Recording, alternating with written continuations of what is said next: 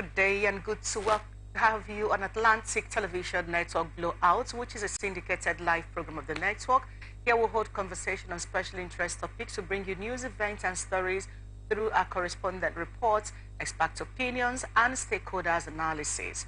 Today on ATN Blowout, as anchors chat to be on NSA, others arrest of suspects in Nigeria's attack. And then we'll talk about civil disobedience and LCTUC suspends nationwide strike following NSA intervention. In Enugu State, Governor Mba pledges 10,000, 25,000 as palliative to civil servants. In international relations, Nigerians denied entry into Jeddah did not meet the requirements. This is coming from the Royal Saudi Embassy in Nigeria. In international relations, still visas of 264 passengers were duly verified by Saudi authorities. This is coming from Air Peace. On post-November elections, women lawyers, beg your pardon, demand prosecution of electoral offenders. On National Assembly, Reps Deputy Speaker calls for women empowerment in politics. To the National Assembly, Reps commits to infrastructural development improvements in rural areas. Our guest on the show this morning is Engineer Charles Imamoke. He will be speaking with us as a public affairs analyst. We'll come back to you on Anchor's chat after the break. But remember that if you need to run and understand this more, you need to get to work, we got you covered. All you need to do is log on to our website, atlantictelevisionnetwork.tv. There you can watch us live. Or you can also watch us live by downloading our app if you don't have that already from the App Store, and that's ATN Live. Better still, watch us live on Facebook and YouTube on Atlantic Television Network, and you can catch up on all parts of the show today and much more. Stay with us. We'll come back to you on Anchor's chat after the break.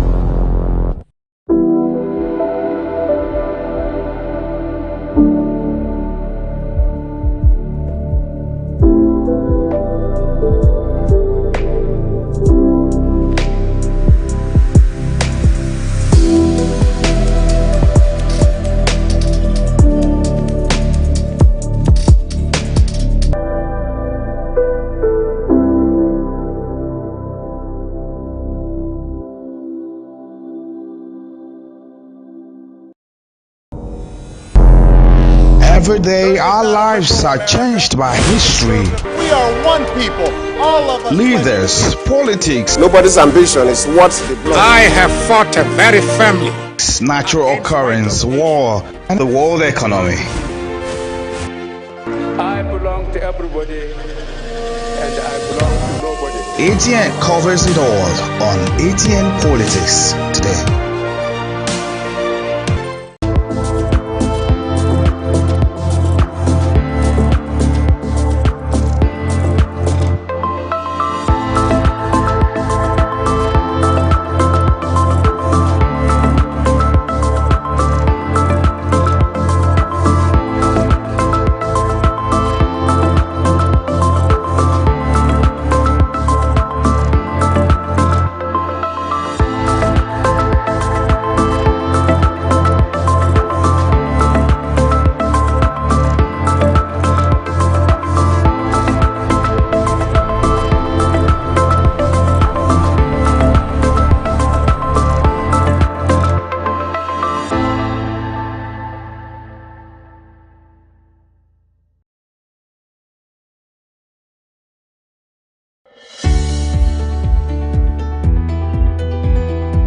People into the country illegally. That is amazing. You human trafficker. Honorable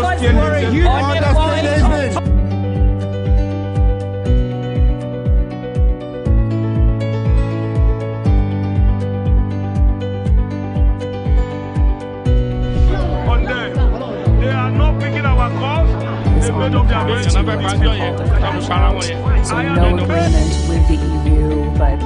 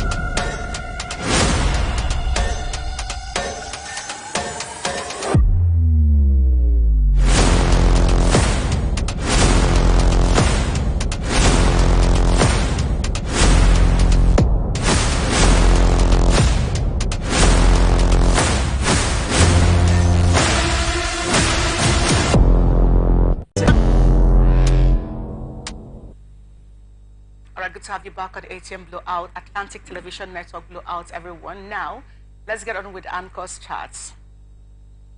National Security Advisor Nuhu Ribadu says suspects in connection with the attack on the president of the Nigerian Labour Congress, Joe Ajero, in Imo State have been arrested. The National Security Advisor, who expressed concern over the ongoing industrial action by the Trade Union Congress and Nigerian Labour Congress, said investigation had since commenced on the matter, while a statement by the head strategic communication office of the National Security Advisor, Zachary Minjiyawa, the office of the National Security Advisor is concerned by the declaration of a nationwide strike by the leadership of the organized labor, the NLC and TUC, and also particularly worried about the implications of the strike action on the livelihood of the ordinary Nigerians and its potential impact on economic security and other strategic national interests. It immediately intervened on learning about the travails of the president of the Nigerian Labour Congress, Joseph Ajero, who was assaulted in Owerri, Imo State, and expresses regrets that the incident and condemns it in its entirety as it was against the rule of law and the principles of freedom of association and expression. The National Security Advisor assured that the outcome of the investigation would be made public while appealing to the unions to call off the strike. This was before they called off the strike, by the way. Okay, so what I find interesting in this, first is the fact that the NSA says, he claims he wasn't aware of the attack on NLC president. Probably he traveled to some form of monastery where he's been spending time with the monks, where they don't listen to news, maybe because he's a visitor, he needs to go there for a kind of a renewal, to renew his spiritual essence. Okay, is he a Muslim?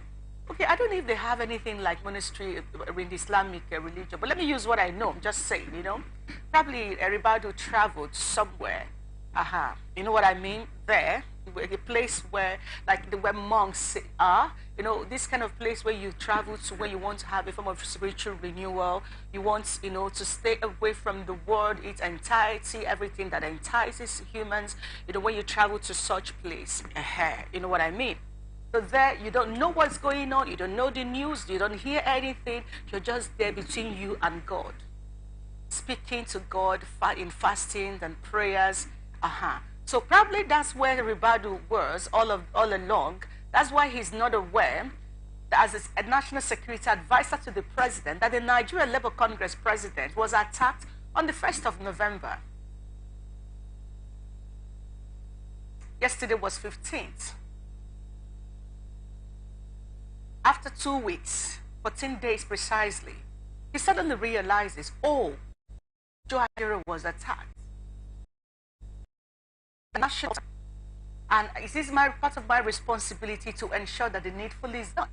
He wasn't aware that Hope Uzodinma was in Aso Rock when he went to pick up his flag from the president. He wasn't aware of the statement that Hope Uzodinma made, and nobody informed him. He also wasn't aware when Hope Uzodinma's commissioner said Ajero is a madman, they should take him to go see a shrink, he needs psychiatric evaluation. He wasn't aware He also wasn't aware when Hope Uzodinma, the eve of the election, had to go apologize on national television. All of this, he wasn't aware that this man was flown abroad for treatment. The images of Joe Ajero that was everywhere and the alarm that Nigerians have raised over the state of this man's health. He also wasn't aware, and I mean the IGP did not even inform him, the NSA, listen, this is what has happened. He was in limbo all along. And suddenly, and even when the NLC and TUC threatened to go on a nationwide strike, after they were on strike even before the elections in Imo State, they were on strike there, and then they said that by 14th after the election, they are going on a nationwide strike. He wasn't aware until the second day of the strike. Suddenly, he's aware, he's informed. What have they been calling for?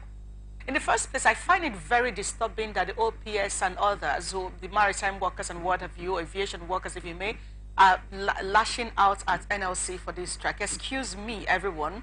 This particular incident happened on the 1st of November. How many of you spoke up when you heard that Joe Ajero was attacked? It wasn't important to you. So want to rain down on the NLC and TUC because they decided to go on strike, being that their national president was assaulted, abused, so they even said abducted by the national security advisor, by the Nigerian police, and nobody talked about it, nobody bothered about that until they decided to take the best option for them, which is usually civil disobedience, shut down the nation. And now here we are, we're speaking English, we weren't aware. So now that you're aware, finally an arrest has been made. As I'm wondering, from the moment Joe Ajero was attacked, and then we first of all learned that the police arrested him, his people say that police abducted him, we were all here. None of this happened in the secrets. They all happened in public glare. Names were called. Those are the special assistants was mentioned. Police officers were mentioned. There were videos out there. We pretend like we didn't see these things. We pretend like we didn't see his image. What did the office of the NSA do? What did the office of the Inspector General of Police do? What did the State Police Bade, the commissioner whom they are saying that he must be moved out of the after Owerri? What did any of them do?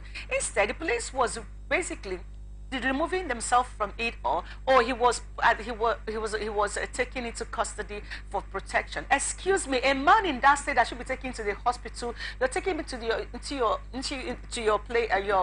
taking him into custody to protect him. So you admit that he was being attacked. Who were those who attacked him? The whole of Imo State Police Command could not figure out, could not make arrests, could not do anything until this group, the labor was forced to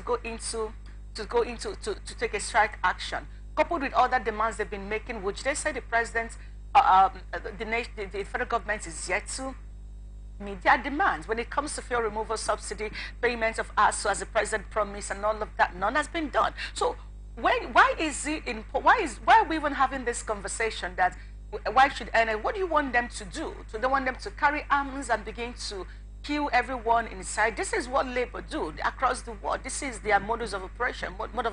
So I don't know why it is a problem that people. So if now we are talking about how maritime workers lost 20 million, I guess 20 billion or 20 million within the 2 days because people couldn't do this and all of that and all of that. Yeah. So what did you do before the 14th of Tuesday when they had to go on strike? What did you do? Any of you all had a voice? Did you care that something needed to be done? Why they started striking him? People were interested. Oh, people need to vote and all of that and all of that. Excuse me, they did have their votes, but when this incident happened from the 1st of November till the 14th of November, that's exactly 2 weeks.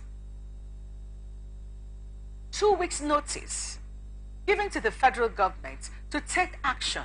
It could have been anyone. And just as usual, they sit back. Now, after these guys have said, okay, as usual, we have to go on strike. In fact, the federal government, even through the labor ministry, went to industrial strike to get another court order to stop them from going on the strike. What did the presidential spokesperson, Bayo Onanuga, do? Your guess is as good as mine. Did Mr. President care? No, he was in Saudi Arabia. He had to do some business. I mean, we'll have more on that conversation much later.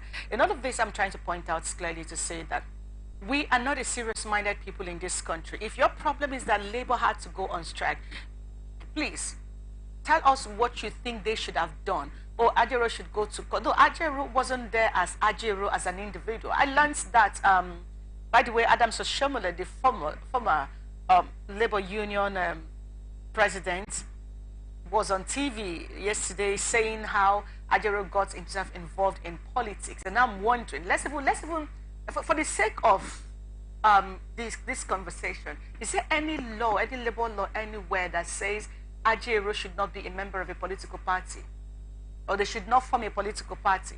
You and I know that Labour Party is an offshoot of the labor union. I think there shouldn't be an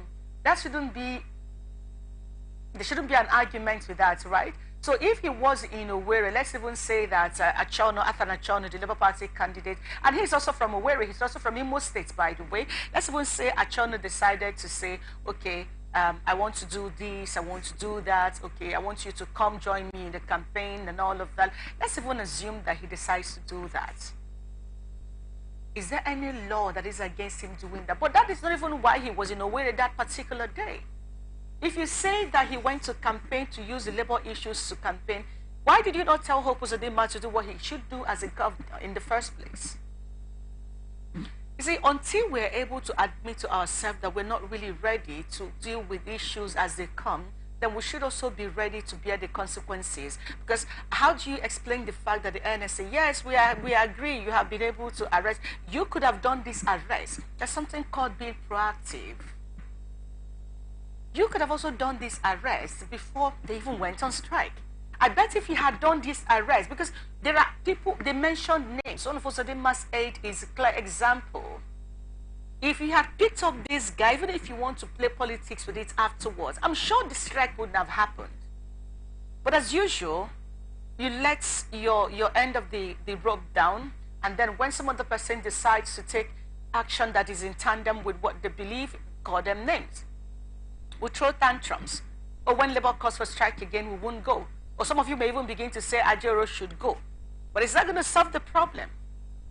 If another Labour leader comes on board and Ajero decides to step aside, is that going to solve the problem? I think we get to a point in this country as a people, we begin to ask ourselves, why do we do the things we do? Why do we have leaders who don't care until things get bad? We're talking about subsidy removal, for instance. You ask yourself, look at where we are. How much is fuel being sold right now? What was the promise made? Today is 16th of November, by the way. And guess what? The president said by December, that's in a few days' time, the Port Harcourt refinery should come on mainstream. I don't know where we are with all of that. We've even learned that we're refinery too. How many of that is on board right now? So if in all of these promises made, we just learned that some figures has been listed from the social register. I saw that this morning and I smiled. Now here is the thing. These figures, what is the difference between what Betta Edo is doing with the ministry right now with what, what's that lady's name that the former minister did while she was on seat? You know, if we are sincere with ourselves, if we want to really get things working in Nigeria, I believe that one thing we need to do is begin to ask ourselves, where are we getting it wrong? As far as I'm concerned, the federal government totally got it wrong with this NLC, with this Joe Ajero issue. The insensitivity, the nonchalance, the disrespect for human life, these are not things that anybody should take for granted or to pretend that, oh, it doesn't matter. If that was a federal government official that was attacked the way Joe Ajero was attacked, maybe during a campaign, I bet the concerns will be coming from all corners. But you see, nobody wants to talk about it because he's Joe Ajero, he's the enemy of the government. And what makes him the enemy of the government? Because he's fighting to ensure that government is held responsible where and when necessary. And that's what makes him the evil man. And at the end of the day, the evil man can step aside. Another evil man or woman can step in. Is it going to solve the problem of Nigeria? No. Until those in authority decide that, okay, there is need to do what we need to do, when we should do it, how we should do it, then we can begin to have all of this conversation. So bottom line in all of this is this. Every time we come together to say something happens to someone, like they say, an injury to or one should an injury to all, because it could be you. We are talking about the impact of this in the academic calendar. Know that it was going to have impact on that if the strike had continued. We also say kudos to the NSA for his intervention. What that means in the long run, we have no idea, because they made clear demands. You have arrested those responsible for Ajero's attack. So what else is the government of Nigeria going to be responsible for when it comes to Ajero? Is there some sort of a hand of fellowship that can be extended to him? What are some of the steps that can be taken to ensure that that doesn't happen again? What is the government going to do? What is the IGP going to do about this Bade Commissioner of Police in Imo State? That several complaints have come against him, both with the politicians and what have you. I'm just hoping that, this serves as a deterrent to the government to say what should be done, how it should be done, not after an issue have cropped up and you now begin to act like you don't know what is going on. I think you know. I think you know that people were going to stand against you, the international community and what have you. That is why you have quickly decided to say, okay, we have arrested those who attacked the suspects who attacked the NLC president. So what next? Are we going to see them tried, prosecuted properly? Who knows? Maybe, maybe not. But at least for now, temporarily, they've called off the strike. We'll just take it from there. Finally, for those who still have their angst towards the NLC, pray tell, what exactly do you want them to do in the face of such provocation? Your guess is as good as mine, and that's been Uncross Chat, everyone. We'll come back to you after the break.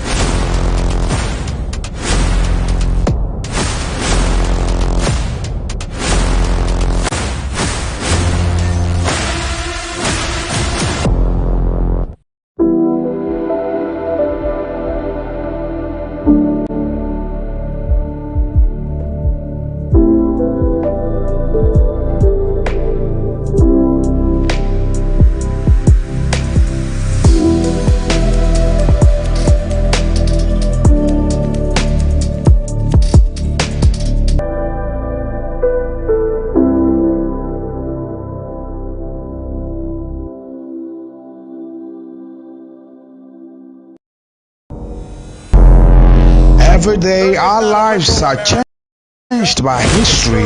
We are one people, all of us. Leaders, politics, Nobody's ambition is what the blood. I have fought a very firmly. and the world economy.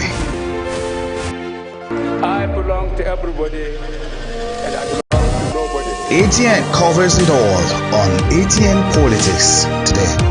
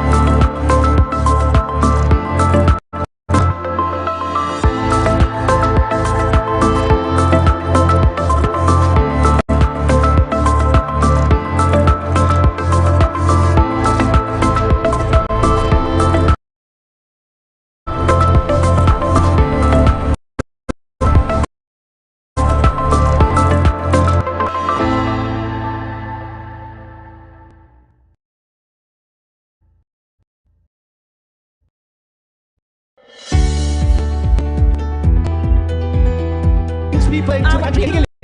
That is amazing. You human On the point of order. Honorable Kennedy.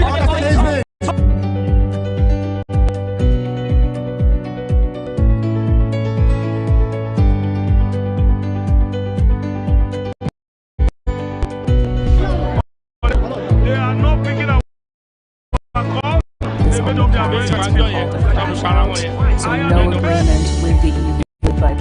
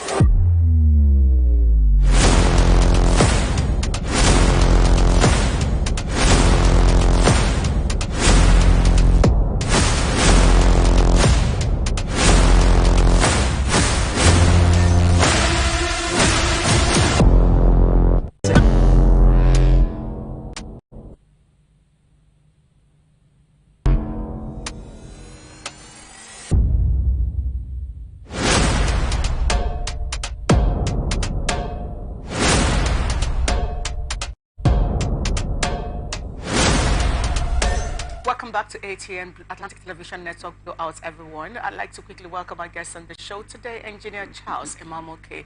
Good morning and welcome to ATN Blowout. Good morning. You said two blowouts. Very well. All right, let's go. The National Executive Councils of the Nigerian Labour Congress and the Trade Union Congress suspends a nationwide strike Wednesday night following the intervention by Nuhu Ribadu, the National Security Advisor. The Trade Union Congress National Deputy President Tommy Etim said the necks of the NLC and TUC have suspended the strike. We did this based on our trust in the National Security Advisor, Nuhu Ribadu, who gave us his word. We also saw that he wasn't playing politics with our demands and he was ready and promised to follow up with everything. The TUC leader said it is a temporary suspension. We are going to give them some time, after which we'll meet, and if they fail to meet up, the strike resumes. We listened to the NSA and he listened to us. He noted that Ajero didn't do anything wrong by going to Imo State. We must commend the NSA, and it is because of him that there is a suspension of the strike. All right, I'm going to go straight to the critical part of all of this. The NSA has suspended, has helped him talking to the NLC to suspend, and the union to suspend the strike. And now, before that, he made sure that the suspect in the attack of Ajero was arrested. He said, basically, the statement quoted it in a way or connotes that he wasn't aware or he didn't know the level of maltreatment given to this man. The question then is, now that this strike has been suspended, these people have been arrested. That's one of the things they asked for. There are 6 issues. Bade is involved and other issues they raised, including some of the issues they were asking for before. Do you think this government that has been dilly-dallying with even everything that since they came into power, seemingly unprepared, if you may, that they can actually meet up with the demands of labor that's, according to labor, this is a temporary suspension, so we don't get back to this again? It's very unfortunate that we have a government that is very insensitive to our citizens. Normally, NLC and the TUC will not just wake up and embark on a strike like that. They gave the government sufficient notice to take actions that will have prevented the strike. But the government ignored all the labor unions. They didn't do anything until the strike commenced. If it's a government that is sensitive, they will have taken this action that they are taking to prevent the strike. But it's like the government doesn't really care about the man-hour lost to the nation. They don't care about the economy. They don't care. The government doesn't care about our citizens also. If it is a government that cares, every 1 hour man-hour loss is very, very important to the economy of this nation. And these are some of the reasons why the economy of the nation keeps on dwindling. There is no improvement in every aspect of the economy. Things have been going the way they've been going. Why didn't they engage a national security advisor to actually engage the leadership of NLC before this time? What have they been doing? What is their responsibility to the citizens of this country and to the labor union? The labor union is here to protect the interests of workers and even the Nigerians. So whatever action they've taken, whatever thing they have done, it wasn't enough for the police in Imo State to actually handle the NLC president. It is only here in Nigeria that you see either the military or the police assaulting our citizens physically. If we are to be in a developed country, I believe the government will have paid so much for it. The NLC, I will even advise them to go to court about that physical assault on our president. It's something that is not acceptable, and shouldn't even encourage it. But every time we see the Nigerian police and even the armed forces attacking and assaulting our citizens for civil matters, what they were doing is not a criminal. It wasn't a criminal action. Even criminals, if they are to arrest criminals, the criminals also deserve some level of respect in the way police handle them. But in this case, imagine the president of a labor union. So if the president is assaulted, it then means that the entire workforce in the country is also assaulted. So it's something that any labor union anywhere in the world will actually not take for granted. Now, speaking of not taking, labor unions not taking this for granted, like I said, There is backlash now on the NLC and TUC, or why do you start the strike in the first place? Some people are even of the opinion that they shouldn't have even gone to strike about this Joe Ajero thing. They should have just gone to court. So the question again is, which court are we referring to? Is it the same court that the government uses at will? We know that when they announced this particular made the announcement for this nationwide strike, adding up to what they were asking for and Joe Ajero's attack, the Ministry of Labor went to court using the industrial court, the same thing that Chris Ngige did. And then the industrial court didn't even respect the reasons why they were talking about it. They just wanted to say you can you can protest, you cannot, shut down the country. But they went ahead to do that. So when people say go to court in this matter right now, you also pointed at that. Do you think that this man is going to get justice if he should go to court? If the president didn't bother, the national security advisor didn't bother until the nationwide strike happened, not even the governor. I mean, he even through his aide was calling Joe Ajero a mentally sick person that needs psychiatric evaluation. Everybody that knows the Nigerian judicial system will know that if the NLC goes to court, nothing will come out of it. Our judiciary is actually not living to expectation. And any matter that goes to court is something that will not be dispensed within the next few weeks or months. They may drag it on for many months, and at the end of it, nothing will come out of it. And our government also is known for flouting court orders. The government itself does not obey court orders.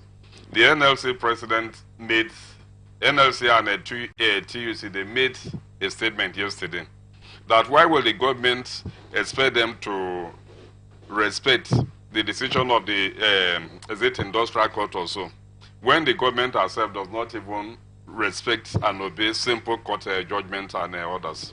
Why will you expect your citizens or the people you are ruling over to do that? So we really need to overhaul the entire judicial system. If we continue this way, I don't think it will be in the interest of, it will not be in the interest of the country.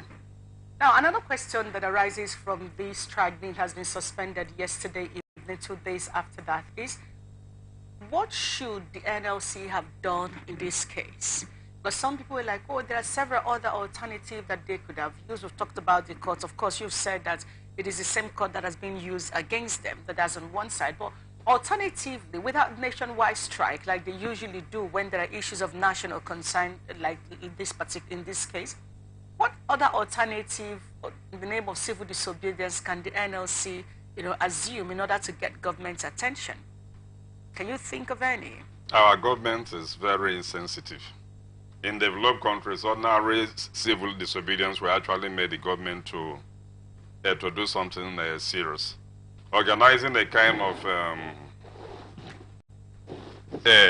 little protest also will also make the government to sit up. But here, even when the entire country is shut and the government does not even care about what happens.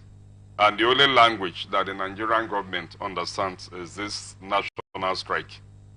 If the strike were to be sectioned, I believe the government wouldn't have taken any action. That is, the strike, national strike, is the only language that our government has been reacting to over the years. So the NLC wouldn't have done otherwise. It was the only option left for them. All right. Well, while we have that established, so just wrap this up real quick. Some of the issues that NLC have asked, including that of ASU, which is payment of the 8-month salary for the patriotic strike ASU carried out last year, with presence is going to be 4 months. Well, ASU said they have not seen any. Part of what they are asking for was also, basically everything the NLC is asking for is either ensure that the subsidy palliative is properly distributed, that you provide alternative, ensuring that the people are able to cope with the issues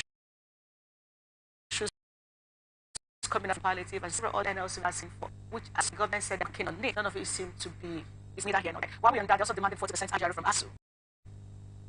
From ASU's internally generated revenue. This is an institution that is telling you, institutions that are telling you, we don't even have what it takes. Yes. Yeah. And now the government of Tinubu, it's not Buhari, it's Tinubu. Government of Tinubu is saying that you're demanding 40% of IGR from them. They have also said, please don't put us into this. The government is here to respond. With all of this issues before after Tinubu came into office, do you see them resolving any of this issue in any way? Is this how we are going to be going on strike after some time they go on strike and we keep doing this until when? For me, they'll not be able to resolve any of the issues. The problem also has yet since 2009 till date. They've had series of engagement with the government up to date. The 2009 agreement has not even been implemented up to 50%. Anytime they go on strike, the government will come up and make promises, but at the end of the day, none of those promises is usually fulfilled. So it's going to be part of us until we get a government that is actually sensitive. But for now, I don't think there is anything the government will do that will stop all these frequent strike and so on. And the government are asking us to give 40% of IGR. It is something that is actually not too well for Nigerian people, because it's going to make the various investors to increase their fees, and with that the burden will be passed to the students and even parents. Considering the other difficult economic situation that everybody and the entire nation is facing now, it shouldn't be something that the government is supposed to come up with now. The government actually is supposed to fund education like it is done in many developed countries. How much is the government putting to education? What percentage of our national budget goes to education? If you look at it, the UN has a certain standard that a certain percentage of the national budget should be dedicated to education. Over the years, we've not been able to meet up even up to 10% of that standard. And now you're asking ASU or the investors to be making returns to you. What has been the level of investment of a government in the various investors up to now? Another issue that we're even pending before this current strike. When the last strike was suspended, the labor unions in the press statement that they issued when they were calling off the strike, they said they expect the government to implement 99.9% of the agreement. What percentage of that last agreement has been implemented? If you go back to check, you will notice that they've not even implemented up to 20% of that. And we are on another strike again. They will come, they will make promises, they will sign agreement. At the end of the day, they'll just go back to sleep.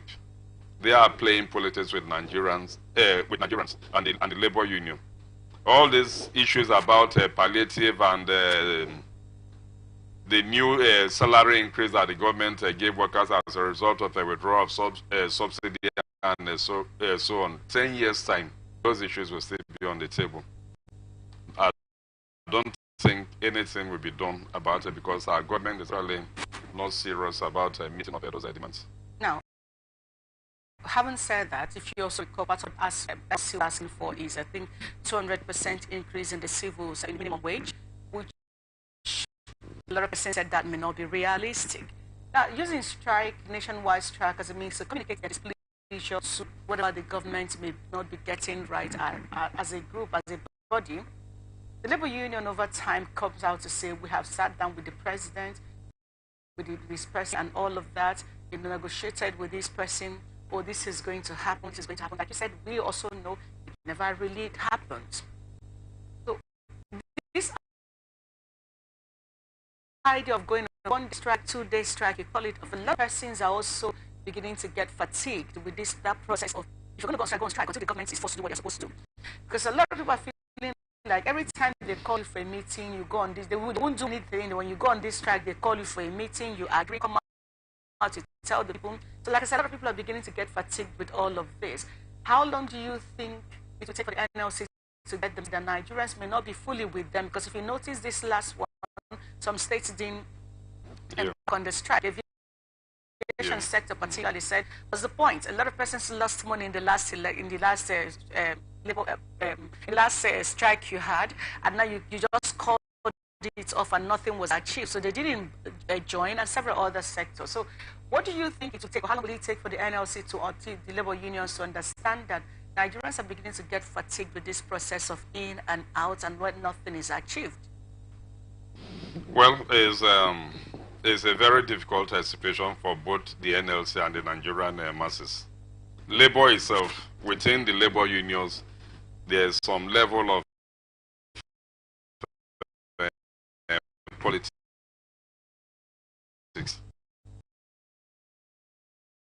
Many of them will play some kind of behind scenes. Because of the end, some of them, I don't know if it is true, but different sizes of the envelope. Some of them actually compromise on their what they are supposed to do. By the time they go to meetings, they talk to them, promise them foreign trips and so on. They come back and begin to dance different dance like that. So the labor union now, as it is, has been weakened by the government. If you look at what labor used to be some years back, it is not the same way it is now. Before the time of Adams Oshomole and during the time Adams Oshomole was NLC president, anytime labor threatens strike, the government sits up. But since that time till now, the government has been playing some level of underground game to really weaken the labor unions. Then if you take it back to the various other affiliates of the labor union, talk of Pengasson and the rest of them, they've also been weakened up to a certain level that they are actually not doing what they are supposed to do. Because most times the management and even the government give them what they are not supposed to get. So if I'm a labor union, from nowhere you just arrange a course for me, okay, I'll be going to US, Canada for 3 weeks course and so on. Next time you give me some certain freebies that I'm not entitled to. By the time it comes to serious issues that I'm supposed to confront you, how will I be able to do that? That morally you will not be able to do that because you've already compromised. So not until we begin to get leaders in our various labor unions that will actually say no to all these things, the unions will they'll continue to be weakened. And this happens in all the affiliates. The management they give them a lot of privilege that they are not even supposed to enjoy. So that makes them to be very, very weak. And most time when they want to act, the management will even threaten them, look at, you've gotten this, we've given you this. If you make too much trouble, we'll pull out your file. In that case, what will you be able to do? You won't be able to do anything. So that is the problem that we've actually been facing. So in essence, what Nigerians look at as labor, until there is a sort of rejigging, this is like saying rejig the Nigerian political class anyway. We may not be able to expect anything from all of this because a lot of people say it's been a to and fro and what have you. But if we're looking at consolidating the labor or redefining its essence as it is in the present, what are some of the ways one can do this? Remember, this is like a mono economy, primarily controlled by oil. Of course, we have other resources, but mainly it's a mono economy because we are the crude dependent. Now, everything revolves around the government, if you may. How do you think that with the kind of politics being played, remember that still you see there's NLC, even in ASA right now, I remember there's the CONWA and all of that. When ASA said they are going on strike, CONWA said, please, we are not part of that process. That was a creation of Chris Ngige, the former Labour Minister. Yeah. So how do you think that Labour can actually solidify themselves by consolidating what they're already doing in such a way that people can begin to respect them as a union? It's going to be very difficult because the labor unions are part of the Nigerian society. They see what is going on in the society. They see how politicians are helping themselves to become rich day by day. And coming down to their own level also, they are also struggling to survive. They are working because they want to better their income.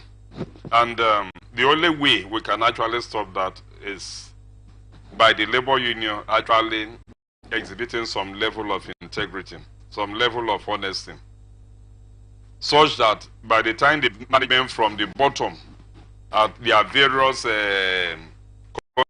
companies or wherever they are begin to entice them with some of all these gifts that they are not entitled to, they should politely tell the management that we don't need this. But many of them will not be able to do that. because it's actually improving their personal economy. So the only way is by them to do that. And another way is by the various workers in the different affiliates to actually elect people that they know that are committed, people that are honest, people that have that personal integrity that no matter what, I cannot accept this from my management, I can't take this from government. And they say, there are some people like that. If you like, give them $1 million, or tell you, no, I don't want to do what you are expected to do. But many of the leaders that we have today don't have that integrity. They lack it. And as long as they continue to accept many of all these offers, their powers will be weakened day by day. It's going to be a very difficult situation. It is something that is affecting the entire society. And labor leaders cannot be isolated from Nigerian society. They are part of the system, part of the Nigerian system. So it's actually a very difficult situation for us. Okay, so I read something in the course of all of this from this point, where someone suggested, a long piece by the way, suggested that there is need for Nigerians to begin to redefine. It basically said, Nigerians, nobody's coming to save you. No group, no individual anywhere is coming to save you. Wake up from your El Dorado, or create self-impose El Dorado to thinking that there's some way you're getting something to get better as it is. So the piece was basically saying there is need to have a different kind of movement that is beyond labor, because labor is not even fighting for the Nigerian masses. So one of the things he said was, we're talking about palliative. You think that this labor is doing all of this for Nigerian masses. So beyond the Labour Congress, which is a recognized body across the world, by the way, what do you think having an alternative union or body can go a long way to help labor project itself better, help to challenge the government to do what is needed when necessary? Alternative union will not be able to do anything. Because I said earlier that we are all part of the Nigerian system. From the presidency to the people, even our parents that are in the village. Everybody is seeing what is happening. And when you talk of having a different organization that will be able to challenge the government and so on, where will it come from? Nigerian masses actually committed to make sure that they will come out and defend their rights. They are not. Even if it is something that is due them and you call out Nigerians that, okay, come, let's fight for this. How many people will be able to come? And even if they come out, the government of the day, will they take any action to address issues that will be raised? No, they will not. So the labor unions are actually the unions that are recognized legally worldwide to fight for the interests of the masses. But if you look at it also, not everybody is working. I believe that the number of Nigerians that are actually in paid employment will be less than 20% of the population. What of the millions of people that are in the villages and so who is fighting for them? The palliatives that the government gave people and the salary increase they gave labor after that labor accepted and they went back to sleep. What of the farmers in the villages? What of people that all these petty traders and so on? Where are they getting their own palliative from? They go to the same market that we attend every day. So you will see that it's actually not a balanced system. The system is very, very unfair to those that are outside paid employment. It is also very unfair to those that are in the villages that do not have anything, any connection with government, any connection with what is going on, yet they are going to the same market with us and suffering the same fate. Those days in the villages, people that don't have money to buy stove. When I say stove, I mean kerosene stove. They use firewood. And the firewood, you need kerosene. Most time when you wake up in the morning to light, to cook, you will need a little kerosene to pour on the wood to make your fire. Yeah. How many Nigerians can afford a bottle of kerosene now? It's very difficult. It has become an essential commodity, even to the poorest of the poor. But before now, it wasn't like that. So if you check the entire system, nothing is working. Everything is becoming worse by the day. There's no improvement in the living standards of Nigerians, and the government also is not doing anything to improve that. There's something I will continue to live with for a very long time. All right. We'll just take a short break, everyone. When we come back, we'll get into Enugu State and we'll bring you more stories afterwards.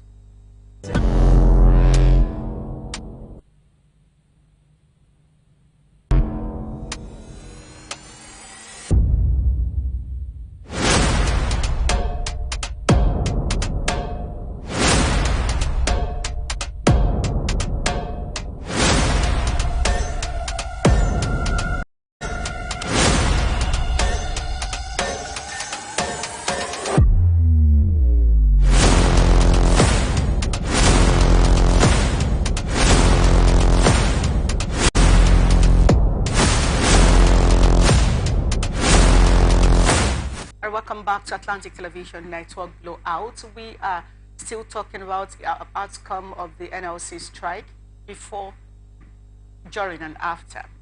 Now, we'll get into Enugu State, everyone. Enugu State Governor Peter Mba pledges to award 10,000 and 25,000 to the state workers with effect from December to April 2024 as part of government gesture to cushion the effect of the fuel subsidy removal. The governor, in a joint news briefing with the leadership of the organized labor at the Government House on Wednesday, said that his administration was also implementing other social interventions apart from the cash transfer to better the lives of Enugu State workers, but said that the welfare of the workers remained a priority of his administration. He said that his laudable goals for the state could not be attained without a happy workforce. He also announced an increase in the state social register enrollment from 43,000 to 260,000 indigent families. The governor also promised to lift more indigent citizens out of poverty through cash transfers and other social interventions. He said, as you may be aware, since the removal of the petrol subsidy, we have been in constant negotiation with the labor unions in the state, crafting a way forward on how we can provide palliative to our teeming workforce. So, by the time you put a monetary value to all the social services we have provided, it will weigh well above 100,000 minimum wage. But in addition to that, with effect from December, we are going to also make a flat payment to all categories of our workers, beginning from our local government to the primary and secondary school teachers and civil servants. We're going to categorize them, and there will be a flat payment of between 10,000 and 25,000, depending on the category.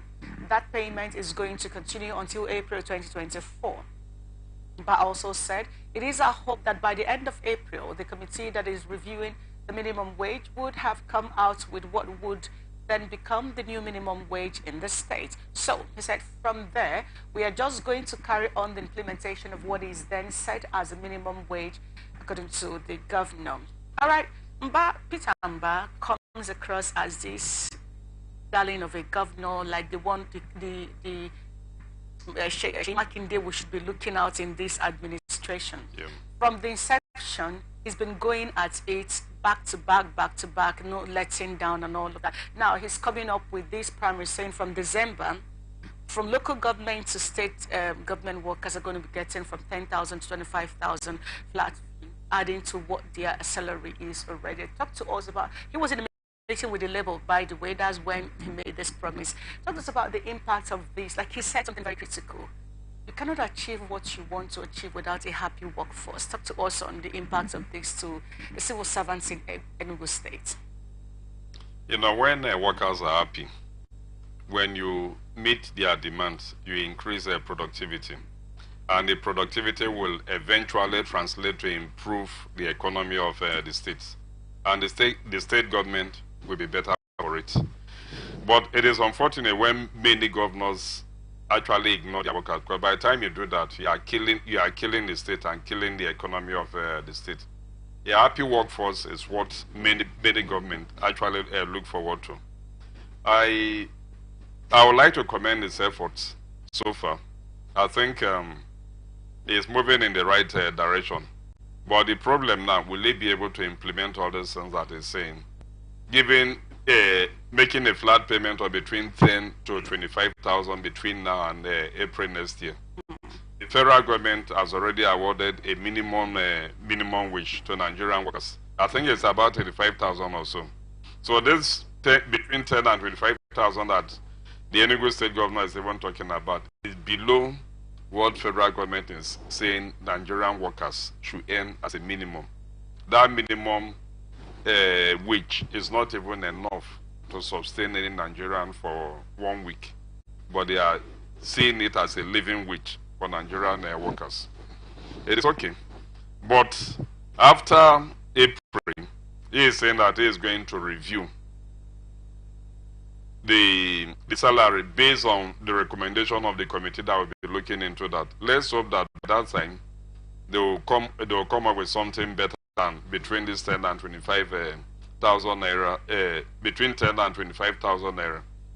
But looking at this also, apart from the workers, what about other sector? What about other people in the state that are actually not they are not working? If you look at Enugu State, many of them are actually into private business. So how is this going to affect them? When it affects workers, it also affects their dependents in a way. But those that are not earning directly from the government, in what way is the government actually, what are the ways that the government is actually looking at to improve their lot? The cash transfer system has never worked in Nigeria. If anybody tells you that it has worked, the person is not being sincere. The figures that they give us, that they've been giving us for some years now, and the billions of naira that they claim that they have actually transferred out, I believe it's all fallacy. There's nothing like that. How many people in our society have actually come out and say, okay, they've been able to get something? And the cash transfer, what impact is that little money making in the life of somebody? With this present economy, you transfer maybe 10, 15, 20,000 to somebody, a one-off payment. What will be the effect of that on that person? Is it to buy bread or to buy fuel for generator or what? It's not enough. It will not work because Nigeria does not actually have a database. The database is not there for the government to work with. When they budget this money and give out the money, most time, the people in charge of the disbursement of this social fund go home with more than half of it. And the rest go to people that they know. Recently, I was somewhere in Port Harcourt, one community town, I saw thousands of people there. When I asked what was going on, they said they are checking their names. There is a list, a very long list that they pasted that government wants to transfer money to them. Why will you make Nigerian citizens to pass through that stress before you give them peanuts? So the country should try and develop a database. If you go to the UK and other developed countries, they have all the database. And if the government wants to do anything, they don't even need to call people to come and register. The information is, if you are working, the government will know. If you are not working, they know. If you are a student or a child or an elderly person, they know. And they know how much is due you. So what they do is just to make that transfer to the people concerned. But in Nigeria, we've not been able to develop ourselves up to that level. So not until we do that, all this cash transfer system, I see it as a waste. It's better for the government to divert that money to other providing social amenities for the masses instead of wasting it, because it's actually not making any impact. All right, we'll just leave it at that. Maybe in the course of the conversation, we'll come back to that. And the Royal Embassy of Saudi Arabia gives a reason why Air Peace passengers were not allowed into the country. Says passengers' visas were cancelled because they did not meet the entry requirement to enter the country. The Saudi Embassy stated to the media in Abuja on Wednesday, the Embassy of Saudi Arabia in Abuja would like to make a clarification about the media reports and social media releases concerning the deportation of Nigerian citizens at the point of entry into the kingdom. According to the embassy, the passengers whom were denied entry and subsequently deported to their initial destinations didn't fulfill the entry conditions and requirements in accordance with the applicable rules and regulations of the kingdom, as they submitted incorrect information to obtain a category of visa that doesn't apply to them, which was discovered upon their arrival. The Royal Embassy would like to stress the importance of following the procedures and laws enacted by the Kingdom of Saudi Arabia for all visitors. Furthermore, all passengers should review all the documents to determine their conformity with the conditions prior to departing from their countries to the kingdom. Now, you will recall that last Monday, 264 passengers on the Air Peace flight arrived in Jeddah after leaving Nigeria on Sunday, but Saudi authorities cancelled their visas, ordering the airline to take them back to Nigeria. However, following the intervention of the Foreign Ministry, 87 passengers were later allowed to remain in Saudi Arabia, while 177 passengers were flown back to Nigeria by Air Peace. All right. When this conversation broke last week or thereabout, I think on Monday, we talked about this and we're wondering, at this point, the president of Nigeria is in Saudi Arabia. He was. Yeah. I think he just left yesterday or so to some other place. So all the drama played out while he was in the country. He was in the country negotiating with Islamic Bank for a loan or something close to that. But that's not the issue. So Saudi Arabia is saying that these people did not meet the requirements that is needed for them to enter into their country. Now, there is Air Peace have responded to that, but before we'll go into that, the process of leaving every country goes through a lot of rigors.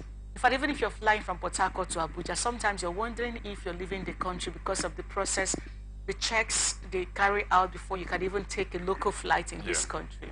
Now, let's even assume that this happened. You remember when the president went to Dubai and had all of this meeting, talked about getting Nigerians to begin to travel to Dubai and all of that. And before you could say Jack, Dubai came out and Emirates came out and made a statement against whatever Galali had said, the presidential spokesperson had said at the time. Now we have a situation, like I said, the president of Nigeria is in Dubai, is in Saudi Arabia. And while that was going on, you have the Air Peace, national Nigerian private carrier Air Peace, en route to Jeddah to drop off passengers. I mean, there's been an agreement. This is supposed to be a normal thing, and then you agree on 87, and 177 was set back. I'd like to have your take on all of this drama. The way Nigeria is now, there are many countries of the world do not actually respect Nigeria as a country and Nigerians. If you are a frequent traveler, you'll notice that many Nigerians suffer different level of embarrassment at different entry points to almost all the countries of the world. That is because of what our politicians are doing and where the country is today. Most of all those immigration points, when you are with other citizens, once they see them, they clear them without wasting time. But once they know that you are a Nigerian, they will take extra time to check you. To check your travel documents, they will scrutinize you. Most times they will even ask you to come off the queue, take you to a special place to check you up to your pants to make sure that you are not carrying any prohibited item. That one is all of us that are responsible. Because over time we've actually not been living up to our responsibilities. And everybody is suffering it, whether you are in it or you are innocent. The action of the Saudi government is actually not acceptable, because the process of traveling is not something that somebody will just wake up, book a flight, and move to your country of destination. There are processes in obtaining a visa. We issue those visas. If the informations were incorrect, or if they provided incorrect information in the first instance, why did the embassy in Nigeria actually, why did they grant the visa to those Nigerians? Why making them to face this level of embarrassment, traveling to Jeddah before deporting them back to Nigeria? Who is going to pay for the airfare? Because the airline will not carry them free. Even if they force the airline to bring them back, do you know what it takes, or how much it will cost the airline to fly from here to Jeddah and back to Nigeria? Can Saudi Arabia do this to a country like US or any of all these European countries? They cannot. Even if they're just one citizen, they will be very careful. But over time, they've been taking us for granted. And if you go to these countries, you will see that they need us as much as we need them. They need us. Because you go there, you will see Nigerians in almost every sphere of their economy. Even in the US, go to the US, go to the UK, go to Dubai, and so on. They cannot do without us. So our government shouldn't allow these countries to treat our citizens like criminals. Nigerians are not criminals. Even if there is any reason for that, it should be done in such a way that it will not embarrass the country. I see it as a national embarrassment to Nigeria. Yeah. And the government also, before now, there was a time, okay, that was during the military era, when they were talking about this retaliatory diplomacy. If they do that to us, Nigerian government should also, in any flight coming from Saudi Arabia, they should return them. Even if they have the correct entry documents or not, they should just stop them from the airport, ask the flight to take them back to their country. Before now, the country was doing it. During the time of Buhari and Idiagba's government, they were doing it. Okay. And some countries that wanted to take us for granted eventually, reposition themselves and stop all those nonsense that they are doing. They shouldn't be embarrassing Nigeria like that. It is time for the government of the day to actually take actions to make sure that Nigerians do not suffer this level of embarrassment. Now, speaking of international relations, before we go to the airpiece response to this, speaking of international relations and how much people respect Nigeria, you just said if this was US or any other European countries, would they do that? No. Good. Now, having said that, when it comes to international relationship or diplomacy, if you may, there are factors that predispose a country or a nation state, how they will be perceived before the Committee of Nations. Good. So when you look at that side by side and put it, what goes on in this country of ours, how much respect we have for the rule of law, how much respect we have for its citizens, whether in crisis situations within or outside of Nigeria. Now, we now begin, so when we talk about international relations as per how other countries view Nigeria, how they treat us, who should be held responsible here? Again, I referred back to that. President Tinubu was in Dubai, was it in a meeting with the Dubai Emirates authorities, came back and the stories came out, and just as he left there, or was he still there, when the news broke, said no, there was no such agreement that Nigeria should begin to do this and take the flight, they can get visas and a flight and all of that. He is also in Saudi Arabia when this incident took place. It took the intervention of the foreign ministry to actually get even those 87, they could even clear the others. Do you think that all of this, whether it's in South Africa, whether it's in the US, whatever you can think of, I don't know what other countries react to disrespect Nigeria as it is. Do you think if this was, and do you think that if we were being responsible enough to ourselves, doing due diligence in terms of respecting the rights of citizens, the rule of law in this country, projecting ourselves better before the Committee of Nations, do you think that any country would dare to treat Nigerians this way?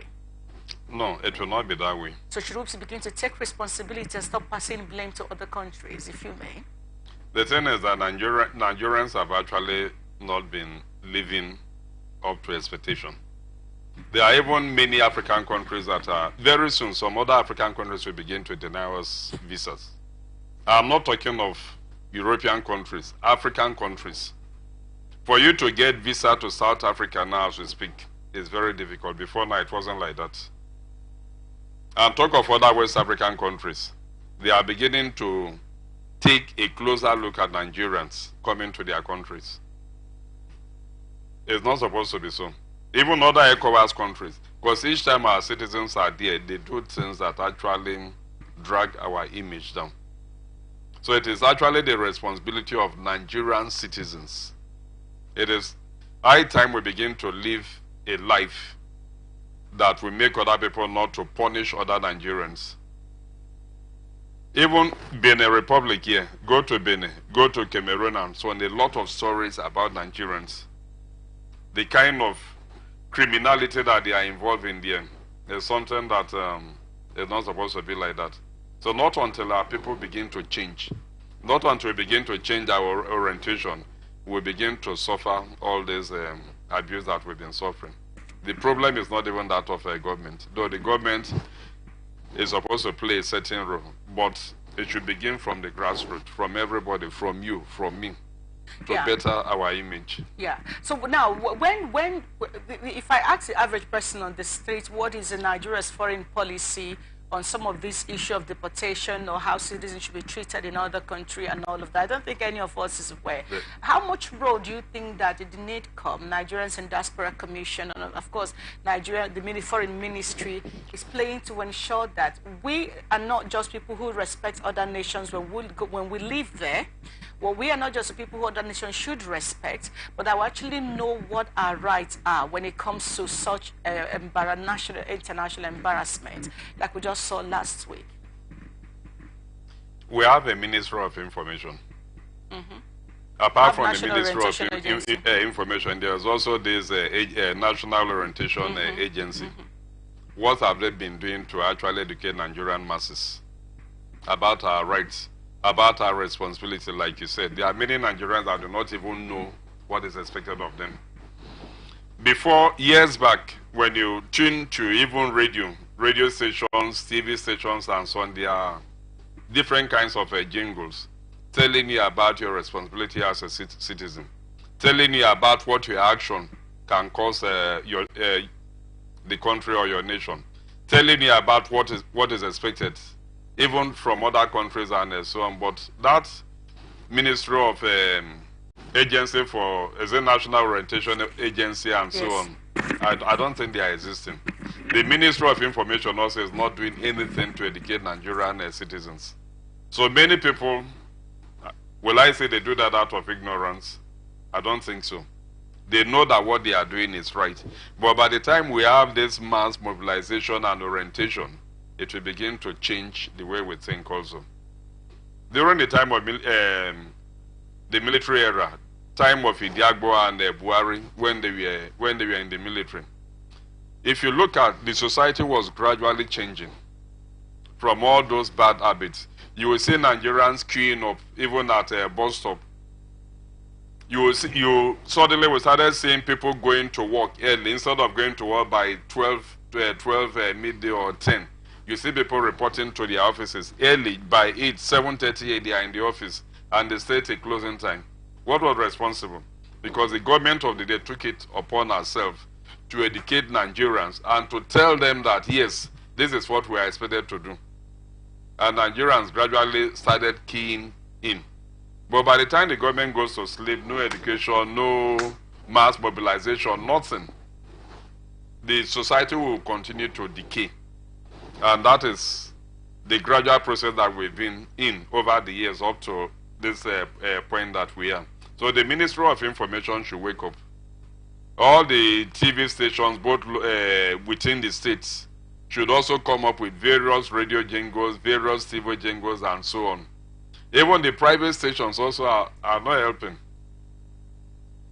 They should also come up with some of all this mass mobilization and education of Nigerian citizens on their own, as their own contribution to the society. By the time we begin to do this, you see that Nigerians will begin to actually know that if I do this, it is right. If I do this, it won't be in the interest of my country. And will gradually begin to adjust and take that dirty image of Nigeria. All right, let's look at AP's response to Saudi and the Royal Embassy of Saudi Arabia on this particular issue. So Nigerian carrier AP's counters the Royal Embassy of Saudi Arabia's position on passengers not meeting entry requirements as reasons why their passengers were denied entry into Jeddah, Saudi Arabia. APC, in a statement signed by the airline's chief operating officer Oluwatoyin Olajide, said, AP said Saudi Arabia's Ministry of Foreign Affairs provided a visa confirmation platform used to verify the passengers' visas before they were allowed to check in for the flight. AP said the visas were verified using the visa confirmation platform provided by the Ministry of Foreign Affairs, Saudi Arabia, which confirmed the validity of each passenger visa before passengers were allowed to check in for the flight. It continued, said all the visas of the 264 passengers were duly verified, confirmed, and accepted as authentic for the trip through the visa portal provided by the Saudi Arabia authorities. He said, if not, no passengers would have been able to depart from Nigeria. This is just one of two steps required before a passenger is accepted on the flight to Saudi Arabia. The next step is the use of the Advanced Passenger Information System. We equally use this system to determine the admissibility or otherwise of each passenger on that flight. AP says Saudi Arabia's National Travel Security Center was sent the names of the passengers before the company's flight took off from Nigeria. The airline said the details of the passengers were sent to Saudi authorities to determine their admissibility, but Airpeace was not issued any notice of cancellation. The Airpeace was live between Airpeace reservation system and the Saudi Arabia National Travel Security Center carrier portal to transmit passenger details prior to departure to the Saudi authorities in order to further determine the admissibility or otherwise of the passengers.